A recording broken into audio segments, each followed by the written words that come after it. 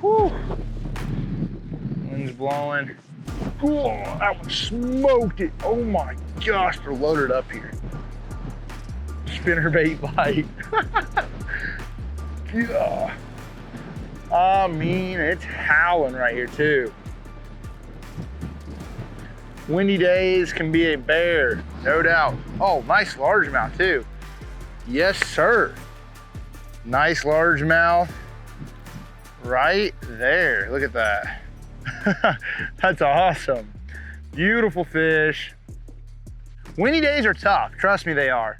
It just comes down to the fact of you gotta stay out here in the conditions. Can't let anybody tell you it's not going down. They are always biting, and a spinnerbait's a great way to cover water and try to find groups of fish when you have these windy conditions, because those fish are gonna normally set up on the edges, and you know, you're gonna have to make the right cast, and typically dragging around, you're not gonna find them easy enough. But let's get back in the water and see how near there. You know, right now I'm throwing a 3/4 ounce spinnerbait because, you know, it's in the day when the wind's blowing like this, especially if you're fishing, we're fishing 2 to 4 foot of water.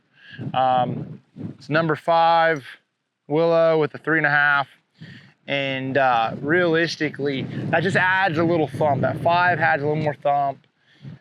You know, it does keep the bait up pretty high, so the 3/4 is really not for keeping that bait down necessarily. I mean, it does keep a 5 down there a little bit further, but what it really does more than anything is it, oh, haven't hit it right there. For me, it just gives you more distance of castability. You know, you have more distance with that little bit more weight. So that's really the key with that. As far as line, 17-pound, Suffix Advanced Fluorocarbon 7.3 medium heavy action rod, 6/8 to 1 gear ratio reel. Those are the thing. I mean, that's sort of my typical spinnerbait setup, especially when I'm making casts. You know, when I'm roll casting spinnerbait around shallow cover, stuff like that, you know, then I'm throwing a 7-footer. You know, 7 foot, same sort of line, sort of deal. But you don't have to worry about line size messing up your number of bites on a spinnerbait. It's not typical. You know, the fish aren't really line shy. I think it's sort of funny. A lot of people will say, oh man, you know, now there could be the action of the bait, or you can get down maybe a little bit deeper, but realistically a wire, your bait's connected by a wire. You know, it's not like adding, the only thing you're doing realistically between 17 and 20-pound line is it's going to sink a little bit slower on 20 than it will 17. So that can matter. But overall, it's not a thing you have to really worry about your line size affecting, you know, the number of bites. Shouldn't, you know, theoretically, shouldn't affect the number of bites you're getting.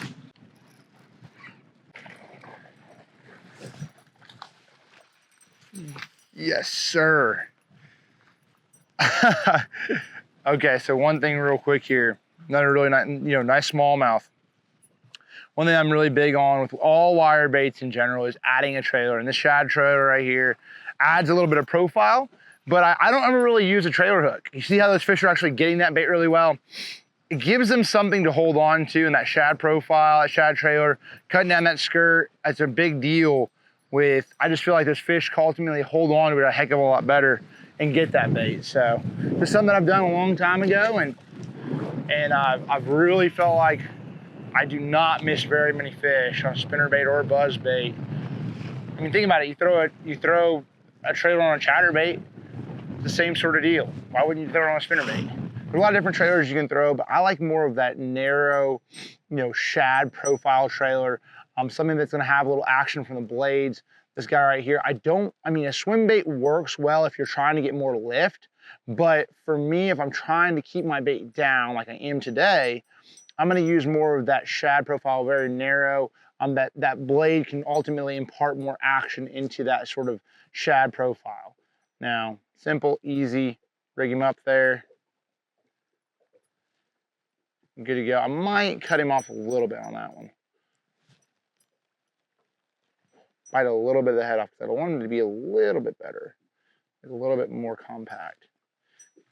There you go. So I cut this skirt pretty tight, or pretty short, where ultimately I don't want a huge profile. I want it to be compact, but that also gives me more of that opportunity to really show off the trailer as it's going through the water.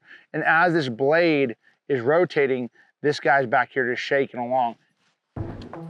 You can't be afraid of the wind. I mean, it's tough, especially in the transition times of year when, you know, those fish know those cold fronts are coming in, cold front conditions. Oh, there he is. There's some of the best days of bass fishing. Smoke that spinnerbait, dude. A lot of times it takes some time. So like this little area here, we've been fishing this whole area and have not had a single bite. Gosh, nice smallmouth. Wind blowing right into this point. And then all of a sudden, fan casting this little zone and there's a group of fish here.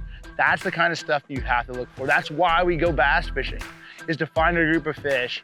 And you know, and ultimately you fish all day for just a 5-minute span of things going right. Oh, look at that big old smallmouth. Holy smokes. Look at that right there. Beautiful smallmouth. Spinnerbait action. That guy, whew. It's awesome. A lot of fun when they're knocking slack at a spinnerbait. Wind blowing, 4-pound smallmouth. I'll take that.